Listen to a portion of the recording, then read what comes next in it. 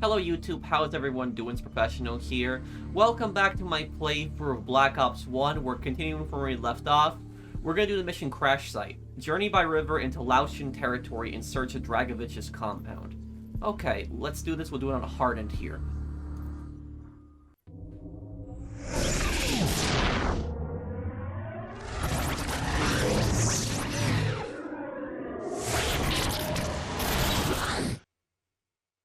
Confirmed that Dragovich's second-in-command, Krevchenko, was operating in Laos. That Reznov said they killed more people than I could count. Listen to me carefully, Mason. Reznov cannot be trusted. No matter what he tells you, no matter what he says. But he gave us the dossier on Clark. He led us to Nova 6. Reznov's not who you think he is. No, he's my friend. He helped me escape. Oh, God, betrayed. Forgotten, abandoned, all brothers, huh? Forget Reznov! Focus, Mason! We're out of fucking time! The world is on the fucking brink of war! Whose war? Who the fuck are you anyway? Huh? God, I just keep hearing the fucking numbers. It's a broadcast, Mason. The numbers are a broadcast. You've been brainwashed.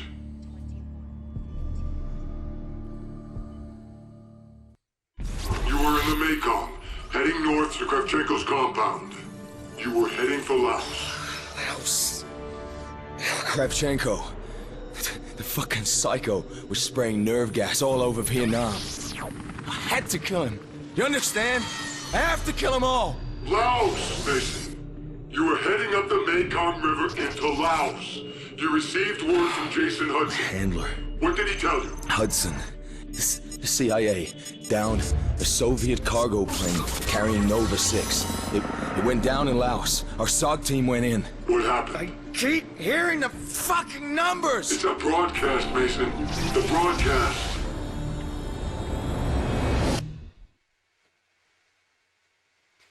And also guys, in this part I'll actually play the music. A lot of YouTubers, I noticed they turn off the music, but I'll play it. I'll get a copyright claim, the video will get demonetized, but it kind of ruins the mission if you don't play the mission without the music. So we gotta get to the Nova 6 before the Soviets clean it up. So I'll play the music in this Right, let's mission. move.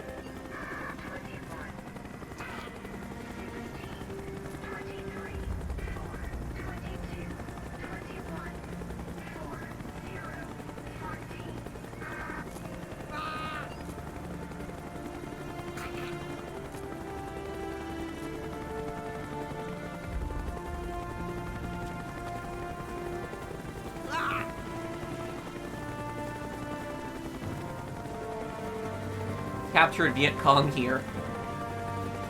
Despite this, they're being treated a lot better than how they treat American soldiers. A lot better. That's all right. Let's go.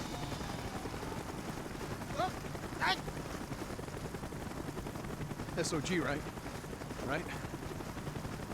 You couldn't make it. Man the gun, don't get killed. Sir. All right. M202's Bowman starboard side armored up. Mason, you're driving.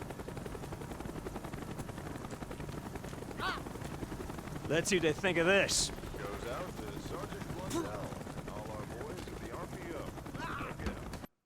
Okay, so I will talk a little bit about history here, and this mission takes place largely in Laos and across the Mekong River, which is a real-life river, and the river goes through Vietnam, Cambodia, Laos, Myanmar, and China and Thailand. Now, about Laos, what happened with Laos in the war, like I covered in my earlier parts, Laos was is an independent country, it's a different country, and what happened was in 1958 to 1959, Vietnam invaded it. Laos was a dictatorship, it was under a monarchy, but North Vietnam invaded Laos. And they were supporting the communist rebels in Laos. The communists ended up winning. Laos is today a communist country similar to Vietnam. They have put in economic reform, so they're more of a freer economy today than they were in the past, but it's still basically a one-party state, controlled by the Laos Communist Party. And basically what Vietnam ended up doing is they created the Ho Chi Minh Trail, which was basically a series of roads, tunnels, supply networks that they would move supplies, troops, logistics through Laos and through Cambodia. Now, I wanted to dedicate this part to basically talking about Cambodia, because it's a country that I largely did not talk about. Now, when it comes to Cambodia, for example, the border region between South Vietnam and Cambodia was the most dangerous region where you would encounter the most amount of Vietcong. And the reason that area was so dangerous was because Cambodia technically, officially was a neutral country, though I would not really call them neutral, but they declared themselves a neutral country. And what would happen is when the Vietcong would basically attack American troops, they would attack and kill American troops, and then when American troops would pursue them, they would cross the border into Cambodia, and then they would hide there. And the U.S. could not enter Cambodia because it was a neutral country. And the U.S. was getting really pissed off at the Cambodian government. Now, at this time, Cambodia was a monarchy, and it was controlled by this guy named Norodom Sihanouk. I hope I'm pronouncing his name correctly. Let me know if I'm not pronouncing his name correctly in the comments, guys. But basically, he was the king of Cambodia. And he was very different than Bao Dai, who Bao Dai was the last king of Vietnam. The king of Cambodia was different because Bao Dai is pretty much universally hated in Vietnam. Everybody hates Bao Dai in Vietnam. The communists hated Bao Dai in Vietnam. The non-communists hated him. And the reason that everybody hated Bao Dai in Vietnam, the Vietnamese monarch, the last Vietnamese monarch, was because he was an opportunist. He collaborated with the French when the French were basically oppressing Vietnam and controlling Vietnam and stealing Vietnam's resources because he wanted to keep his title and power. When the Japanese invaded, he collaborated with the Japanese and just to retain his power again, and his people were suffering during that. And then when the French invaded a second time after World War II, he collaborated with the French again. So Bao Dai was really an opportunist and he was hated. Sihanouk, on the other hand, he had fought for Cambodia's independence, and he was very popular in Cambodia. He got Cambodia its independence from the French in the 1950s, and he ended over 100 years of French colonial rule in Cambodia. So he was seen as a hero, a freedom fighter in Cambodia, and he was a very popular man. Now, he declared Cambodia was a neutral country. But even though he declared Cambodia a neutral country, he was way more pro-communist. Now, it might sound weird saying that a king was pro-communist, but he was willing to do a lot more favors for, like, China and for North Vietnam than he was for the U.S. So he declared, like, Cambodia as a neutral country, but the North Vietnamese, the North Vietnamese army crossed through Cambodia and they built the Ho Chi Minh Trail. And Sihanouk did nothing to stop them. And the reason that he did nothing to stop them is because he thought that the communists were eventually going to win. And so even though he declared Cambodia a neutral country, he did nothing to stop the communists who were using, eastern Cambodia, the Vietnamese communists, to cross over and back into South Vietnam and attack U.S. forces. And the U.S. at this time, you have to understand the American perspective. The Americans were getting really pissed because Cambodia constantly kept declaring itself a neutral country. Meanwhile, there was, North Vietnamese army and Viet Cong that were using Cambodia's supposed neutrality in order to attack and flank the U.S. And what would even happen is there would be times when the Viet Cong and the North Vietnamese would actually use artillery, and they would fire it across from the Cambodian border into South Vietnam and attack American and South Vietnamese troops. And so this would really piss Americans off because we couldn't really do anything because Cambodia was a neutral country. And for the most part, we didn't want to start a war with Cambodia at that time. Now, the reason North Vietnamese never got rid of the North Vietnamese hated Sihanouk because they don't like monarchy. Communists don't like monarchy. They despise monarchy. The reason they didn't get rid of him is because even though they fought about supporting the Khmer Rouge, which the Khmer Rouge I'll talk about in a moment, that psychotic communist party in Cambodia, the Khmer Rouge were fighting a civil war against Sihanouk, trying to overthrow him. And the reason, even though they were communists, the reason that the North Vietnamese didn't support the Khmer Rouge because they were getting everything they wanted from Sihanouk, and by basically supporting the Khmer Rouge, they would be starting a conflict with Sihanouk, and they didn't want that. Sihanouk wasn't stopping them from using the Ho Chi Minh Trail, and so they really had no reason to overthrow him. And at this same time, the U.S., like I said, the U.S. was basically running out of patience. They got pissed. Nixon got elected in 1968, and his policy was a lot different than Lyndon B. Johnson. So what happened was Nixon was a lot more aggressive towards Cambodia when he became president, and Sihanouk started listening to some American demands, and what happened was American planes planes started flying missions into Cambodia, and they started bombing and attacking Vietcong and North Vietnamese positions. A lot of civilians also died in those bombings. So a lot of the Ho Chi Minh Trail was around towns and villages, and a lot of civilians. America ended up bombing and killing a lot of civilians that time. And what happened is in 1 year later, in 1970, what happened was Sihanouk started appointing a more right-wing government, and there was this general called Lon Nol, and Lon Nol didn't like Sihanouk, and he wanted to be more pro-U.S.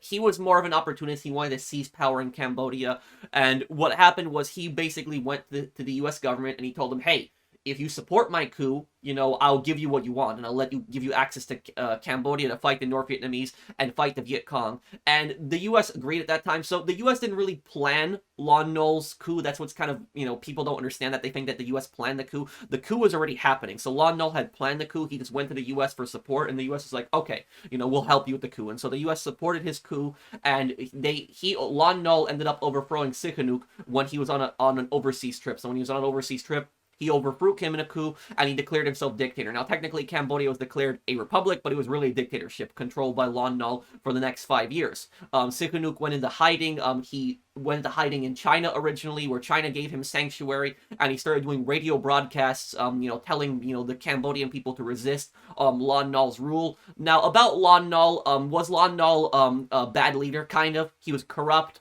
He was a bit ruthless. Lon Nol was not a good man. So when he was the dictator of Cambodia, not a good man at all.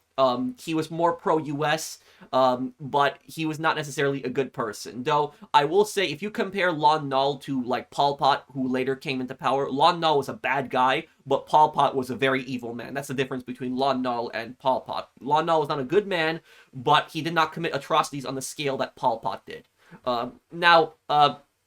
What ended up happening at this time was Sihanouk was going to doing radio broadcasts from China, where the Chinese gave him sanctuary. He was also visiting the North Koreans, Kim Il-sung, who offered him, support. And the reason that the Chinese and the North Koreans were supporting this, monarch in exile, even though they had, the communists in China and the communists in North Korea hated monarchy, was because they saw it as a way to help the Khmer Rouge come to power and also hurt the U.S.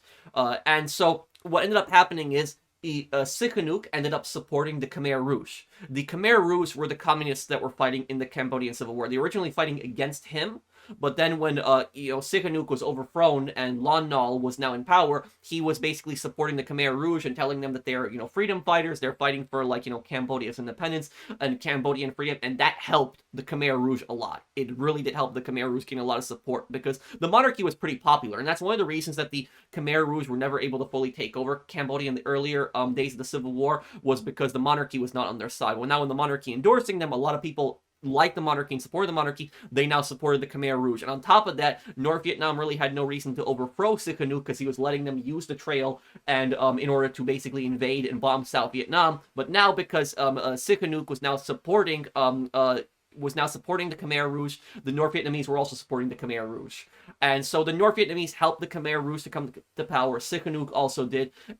And after 5 years of civil war, the Khmer Rouge ended up taking power. Now, the Khmer Rouge, you will recognize them. You've probably seen them in a lot of movies. The Khmer Rouge, what they typically wore is they typically wore black, and they would have a red and white scarf, and these scarves were called kramas. Now, kramas are a traditional scarf that is in Cambodia. They're still very popular to this day, but the krama scarves are not something the Khmer Rouge created. They were something that had existed for a long time in Cambodian history. And they're pretty popular to this day, though a lot of people in Cambodia, they wear scarves of different colors, not to be associated with the Khmer Rouge. But that's what the Khmer Rouge would wear, is they would wear black, and they would wear, the krama scarves with, black and white and red on it. But anyways, about the Khmer Rouge. The Khmer Rouge are responsible most notably for the Cambodian genocide. And the Cambodian genocide, this is where they were led by Pol Pot at this time, and Pol Pot is the most evil dictator in Southeast Asia's history. And of all the dictators that have existed in Southeast Asia, he is the most evil dictator. And Ho Chi Minh was a bad man who was the dictator of North Vietnam, but literally he makes Ho Chi Minh look like a good person compared to what he did. Pol Pot was extremely evil. He was extremely ruthless. Pol Pot admired Mao in China, Mao Zedong. He wanted to implement very strict Maoist reforms in Cambodia, land redistribution, and he took a very extreme position on this. What the Khmer Rouge did during the Cambodian genocide is they killed anybody that they considered intellectual because they considered them elites. They considered them the elites of the capitalist system. So basically, if you spoke a second language, they would consider you an elite. Even if you were a poor person, if you spoke multiple languages, they would still consider you an elite, and they would kill you for that. For speaking another language. If you were a doctor, oftentimes they would kill you also. They would consider you an elite. If you ran a business, they would kill you. They would consider you a part of the elites. If you were a farmer with a few acres of land, they would kill you. They would consider you a landowner, part of the elites. If you were somebody who was very well fit, even if you were a little bit overweight, they would consider you an elite person, saying, why is this person, heavier than other people? He's eating better. He's an elite. He's stealing food from other people, and they'd execute that person. And what they would do is they wouldn't just execute the person that they were going to kill. They would also kill the person's entire family. So they were somebody that was condemned to death. They would kill their wife and their kids and their entire family. And the Khmer Rouge, very brutal beheadings, bayonet kills, mass graves, burying people alive. They had prisons where they tortured people to death, routinely kidnapped thousands of people, and you can see what this did to Cambodia. They killed the farmers, and they killed the doctors. They killed anybody who spoke another language. So basically, this was killing the brains of their country. They were killing the people that were supposed to, build up their country. And, you don't have doctors. You don't have people that can, you're killing off all your doctors. It's one of the stupidest things you can do. You don't have people that can treat sick people and dying people and wounded people in your country. You're killing off the farmers who owns, a few acres of land. And those farmers now, those farmers cannot produce food. And guess what? Now people are starving. And if you were starving and you could not work, you were considered a traitor to revolution. So if you were starving and you were about to collapse, you were just exhausted, they would consider you lazy, they would consider you a traitor to the revolution, and they would execute. Pol Pot was a complete psychopath. It was just the amount, the killings, the violence, how it just went on and on and on. They would just kill entire villages. The reason that Pol Pot is talked about so much is because the scale on how this went on. This was just such a brutal cleansing. This was such a brutal, just mass murder of people, just targeting so many different groups of people. And what Pol Pot started doing is Pol Pot started targeting Vietnamese people also. Now, the North Vietnamese are largely to blame also for helping Pol Pot come to power. The North Vietnamese supported Pol Pot, so the North Vietnamese supported him for some time, and they helped him largely come to power. Now, what ended up happening is 3 years after the Vietnam War ended, you had the Third Vietnam War, the Third Indochina War that started, which was the Cambodian-Vietnamese War. And this is when Vietnam had invaded Cambodia. Now, there is some misinformation here, and the misinformation here, it's largely spread by Vietnamese communists. So what basically, a lot of Vietnamese communists, what they tend to say is they tend to say that Vietnam primarily invaded Cambodia to stop the genocide that was happening, but that's not true. While part of the reason that Vietnam did invade Cambodia was to stop the genocide, that's not entirely true. The main reason that Vietnam invaded Cambodia was because of this event right here, the Ba Chuch massacre.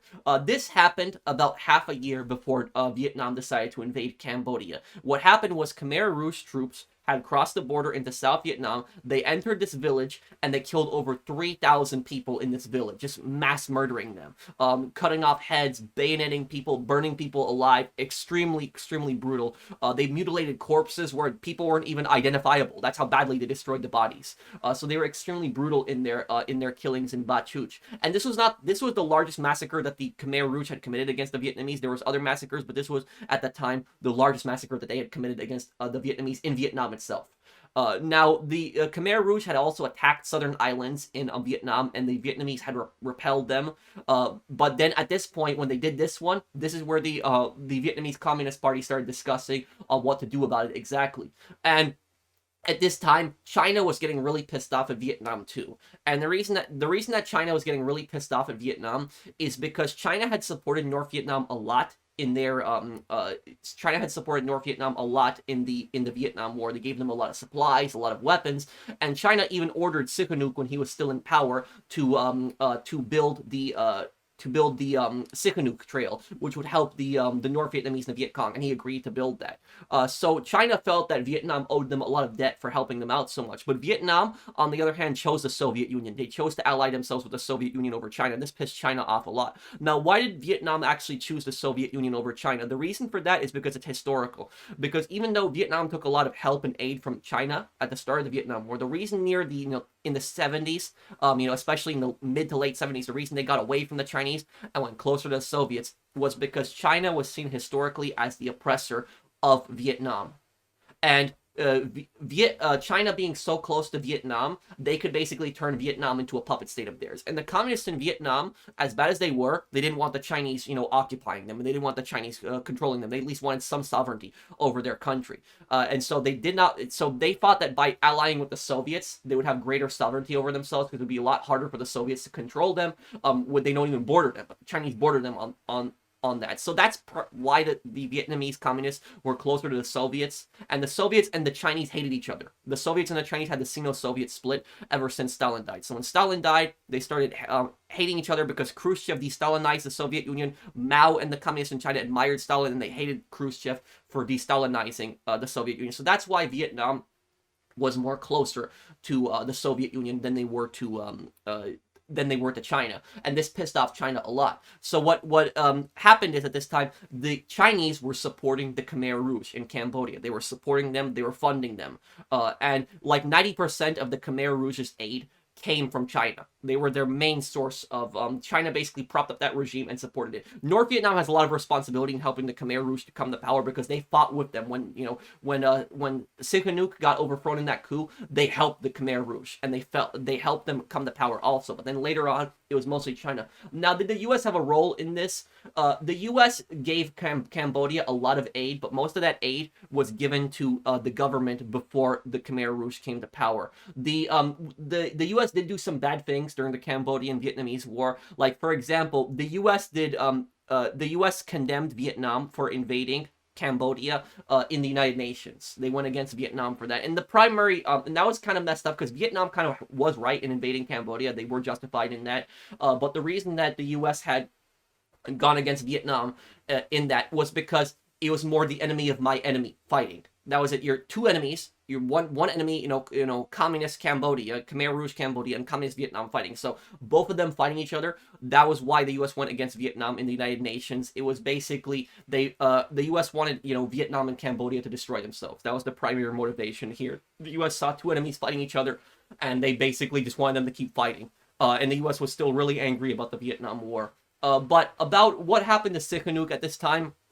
Sihanouk was basically put as head of state of Cambodia by the Khmer Rouge, and the Khmer Rouge gave him a ceremonial position. So he had no power. He was just seen as a ceremonial person, and what ended up happening is Sihanouk saw starvation, work camps, mass murders, and it disgusted him. He hated what Pol Pot was doing. He hated what the Khmer Rouge was doing, and he had criticized Pol Pot. And what he ended up doing is he ended up resigning from his post, and he got placed under house arrest by Pol Pot. Now, why couldn't Pol Pot kill him? The reason that Pol Pot couldn't kill Sihanouk is because if Pol Pot killed Sihanouk, it might start another civil war, and Pol Pot did not want that because of how popular Sihanouk was. He was a very popular leader. He was seen as somebody who fought for, Cambodia's freedom and independence, and Pol Pot knew that that's why Pol Pot put him in a ceremonial position where he would still be alive. It would seem like he has power, but he doesn't, and the people would think that Pol Pot was Sihanouk's successor. So he basically used Sihanouk in order to keep himself in power. But what ended up happening is the Vietnamese invaded Cambodia, and this happened in 1978. So about half a year after the it happened half a year after the Bachuch massacre. Now, what ended up happening is only a couple months after that, China actually invaded Vietnam from the north. So there was, two wars going on. There's Vietnam, invading Cambodia, and then China invading from the north. And the Chinese got absolutely destroyed. So when the Chinese invaded, North Vietnam, they got destroyed. They suffered really badly under that. It was a very costly invasion. It only lasted basically a month for them, and then they decided to pull out. And Vietnam, when they invaded Cambodia, they got rid of Pol Pot really quickly. Pol Pot actually fled into the jungles where his regime had basically fought like an insurgency war for the next 10 years. Eventually, Pol Pot was arrested by his, own people. He was put on house arrest, and as he was put on house arrest, he actually, gave one last interview in which he said he doesn't regret anything he did, and he said that he did everything for his country, and then he ended up dying from a heart attack. But a lot of people think that he died being assassinated in his home. That's what a lot of people think. And what ended up happening was Vietnam ended up occupying Cambodia for another 10 years. So another 10 years, Vietnam occupied Cambodia. And at this time, Sihanouk became more popular again because Sihanouk was telling the Vietnamese to leave. And what the Vietnamese were doing is the Vietnamese were trying to create a puppet government in Cambodia. And a lot of Cambodians were getting really pissed off about this. And Sihanouk was primarily criticizing Vietnam over this. Now, what ended up happening was the United Nations ended up creating a government in Cambodia. Vietnam ended up leaving in the early 1990s. That government did not last. It lasted for basically like around 4 years, and there was a coup. And what happened during the coup was you had a dictator come to power, and the dictator's name is Hun Sen. And Hun Sen was a former Khmer Rouge fighter who later defected from the Khmer Rouge. And Cambodia basically has like a strange system where it became a hereditary dictatorship with the Hun family, but it also had a monarchy. So the monarchy was allowed to stay for the most part, and Sihanouk was allowed to stay, but in 2004 he resigned, and his son ended up taking power, which his son is currently the monarch, but Hun Sen's son is actually the dictator of Cambodia. Cambodia calls itself a democracy, but it's not a democracy. It is very much a dictatorship, and the current monarch doesn't really do anything against a dictatorship. They really stay out of affairs. They're really mostly seen as a ceremonial position. But that's basically Cambodia's history. Now, about my analysis of Sihanouk is, do I think that Sihanouk is a bad person? I don't think that Sihanouk is evil, but I think that he was very naive. I think that was his main problem, and I think he was stupid for allying with the Khmer Rouge. I don't blame him for the genocide that happened in Cambodia. That wasn't his fault. There's no proof that he had any part in that. There's no proof that he ordered any of that stuff happening. That was mostly Pol Pot that did that. He was disgusted with the genocide that was happening, but I do blame him for Pol Pot coming to power. He definitely has blame for the Khmer Rouge and Pol Pot coming to power. He's naive, like I said, is that he thought that the communists, that they would create a better system in Cambodia, and that they would keep him in power, and instead they just put him in a ceremonial position where he barely had any power, and then the communists basically just wrecked Cambodia. They destroyed Cambodia, and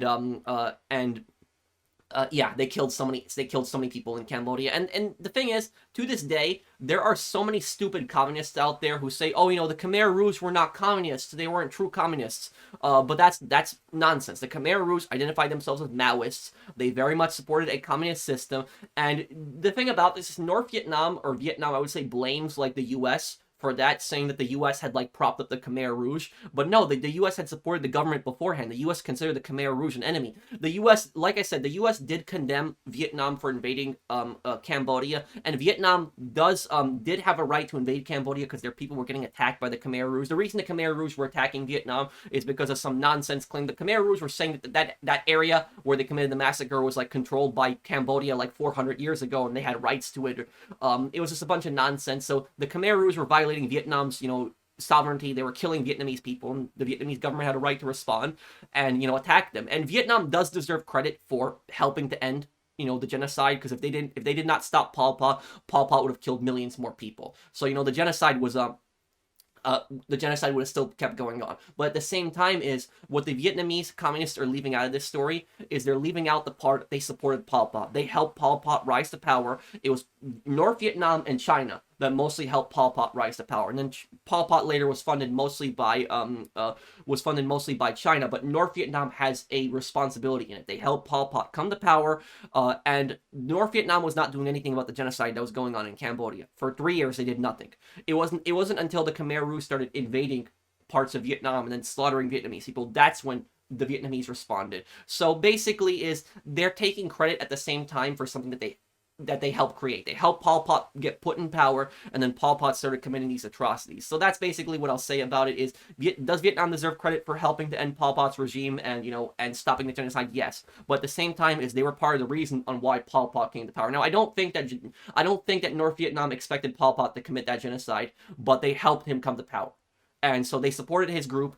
And they didn't do anything about the genocide until it basically came into Vietnam and they started killing Vietnamese people. So that's basically it. Is, you know, Cambodia has a very, very dark history, and it's like, you know, Pol Pot is one of the most evil men in history. Pol Pot is one of the most evil dictators in history. Not just an evil communist dictator, but one of the most evil dictators just in history alone. But thank you guys for listening to me on that. Let me continue here with Black Ops now.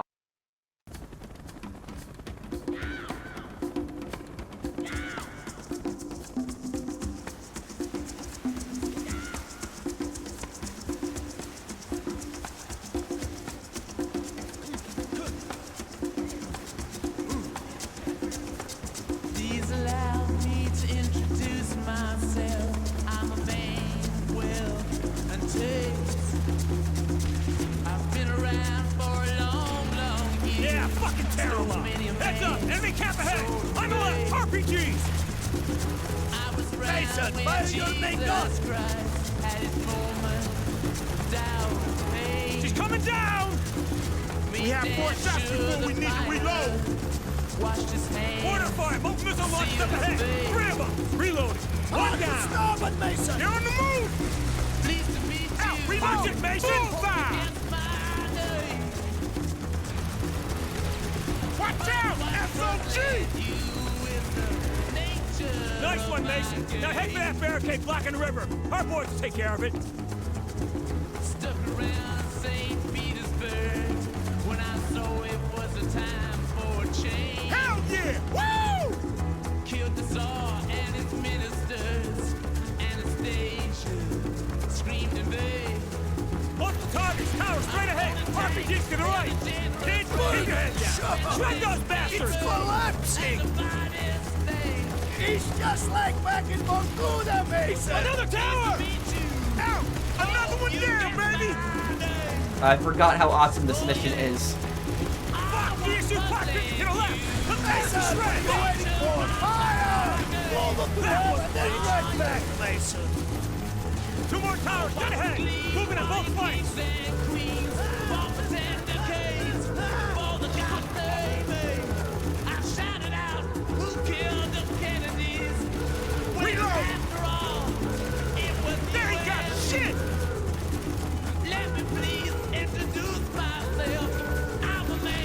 Another CSU!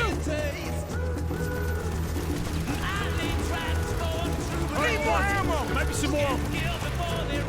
Reach dead ahead. This one's Oh, this part of the bridge.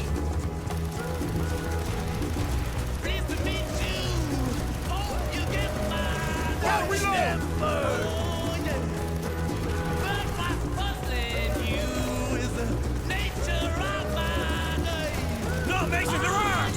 Shut up, hands! Don't let them get close! Kid, shred those fuckers! DSU up on that ridge! Get on him! Reload! 1 more! Yeah, we got the last of them!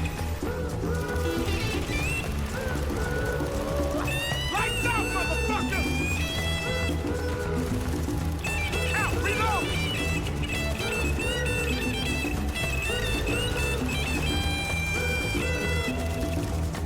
Come on, champagnes! You know what to do!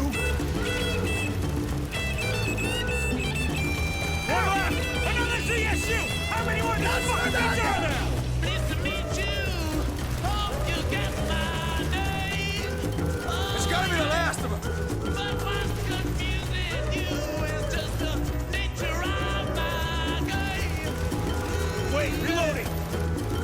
That's your stronghold. We got him. Give it all you got. What the hell is that?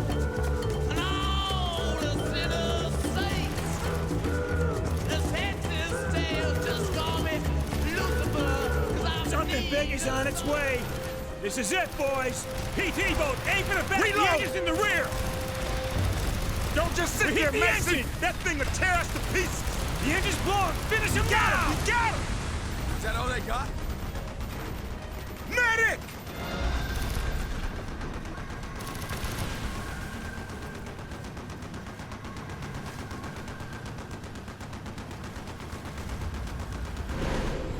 that young kid didn't make it. I swear to God that Woods was crying. But he never let us see no tears. Nothing so far. Wait, something's in the trees. Whatever happened here, we just missed it. Get a downed bird here. Talk to me. There's nothing out here. Bullshit! Bowman, what happened? There's nothing here. Right. The plane must be close, Mason. Krevchenko is near. Watch this, what Bowman says in this part. I see you, Wolf 10. Welcome to paradise. I feel it.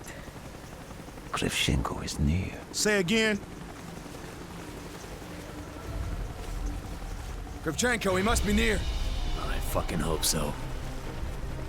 They found it just ahead, patching you through. I have visual confirmation. Ground zero, bodies and cargo all over the place. I say again, I have visual Mason, head for the shore. confirmation. We don't have much time. Wolf 10, this is Centurion 3. Follow me. You can land over here. Finally. I have limited ground support. Dropping Our off key now. to Krevchenko. Stein, Dragovich. We're all yours, sir. Where do you want us? If one of you guys guard the boat, rest of you men, follow my lead. Now! Activity, they're heading right for you.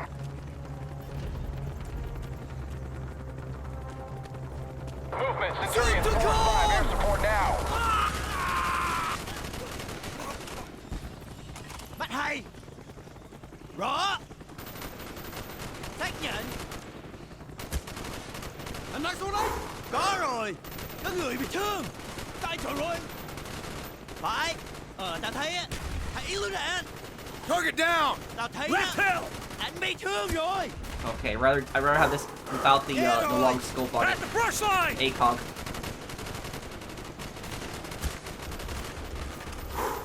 Bắt hay. Lưới đạn. Target down! Bị thương. Rõ. Có rồi. Thằng kia. Hăng là thương thừa. Hạ trung đi. Anh nói xuống đấy. Thằng kia. Tôi thi hành thách rõ. Target down! Movement on the left hill!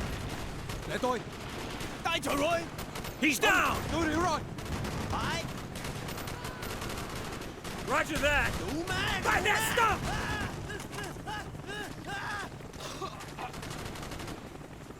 Take that log! Got hostiles by that log! Snipers in the trees!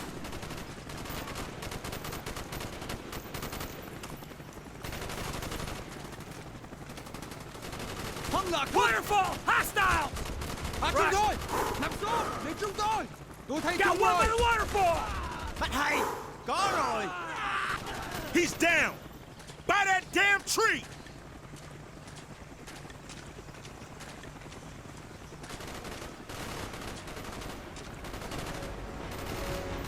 Enemy helicopters incoming. Russian high. They were just waiting for us to sweep that base.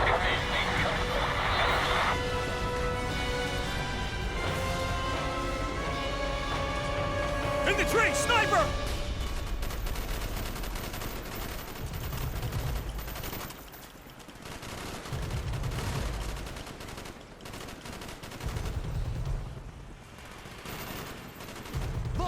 Here come the Soviet troops now. On domina la busca. Spetsnaz!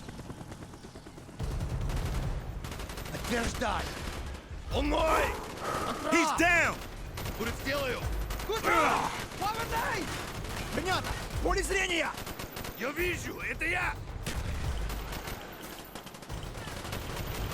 Reloading! Cover me! Throwing a frag! Phải. Theo dõi mục tiêu. Nằm xuống.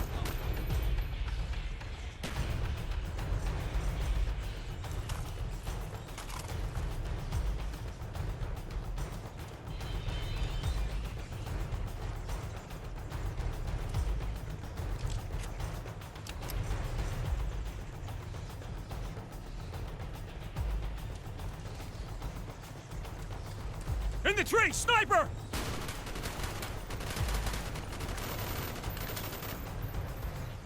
Switch your mags! Quick! Don't quit now, the hides are gone! We still got a chance! Кидай гранату! Я их вижу! Достань морфий!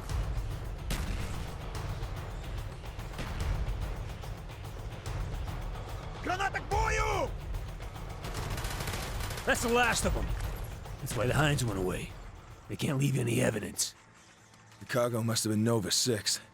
Krevchenko wouldn't go to all this trouble for nothing. And if you notice Have to something, climb that wing to reach the fuselage. the Soviet first. cargo plane is actually an American C-130. The reason they were flying that was so that they wouldn't, they could deny any involvement in Laos. Take it easy, Mason. I'll stabilize this end. Easy, easy. Mason! Crap, poo.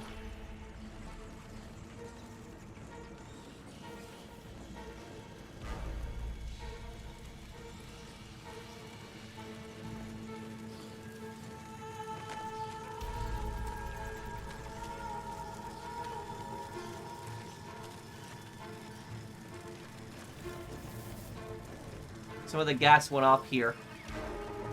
Killed the crew. What happened? Chemical weapon. Watch Reznov in this part, because it's really creepy. Nova 6. Must have dispersed after the crash. Grenade launchers, China Lakes. The hell the Russians do with American weapons? Must be some kind of setup. Nova 6 is all gone. See here? Map of the area. That's gotta be Krevchenko's compound, deep inside Laos. Krevchenko. He must die. Okay, Mason. Let's go.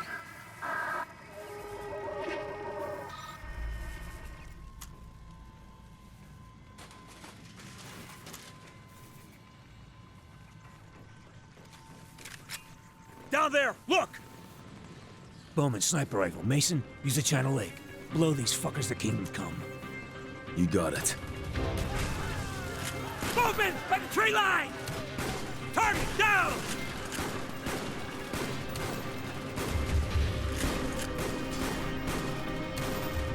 Reloading! Watch my 6! Tree line! Hostile!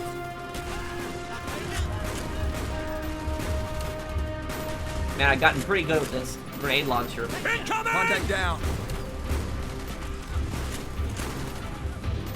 In the field! Target's field! See him in the field!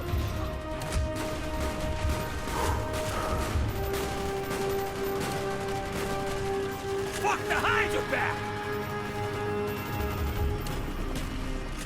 Look out! Brace yourself, Mason!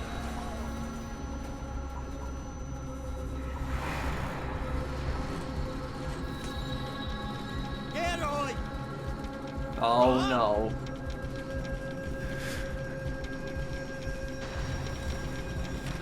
Он в моем поле зрения!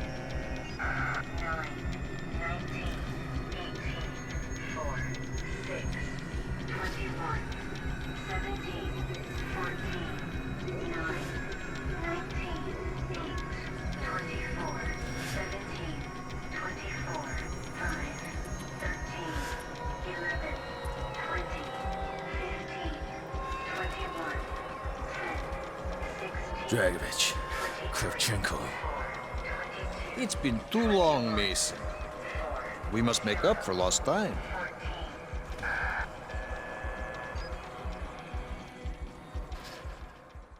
You were captured by Dragovich a second time.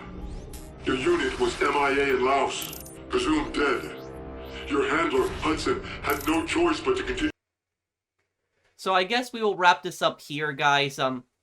Thank you guys for watching this part. I hope that you guys enjoyed it. If you did, do drop a like. And I'll see you guys on the next one. Take care, everyone. Have a wonderful day, guys.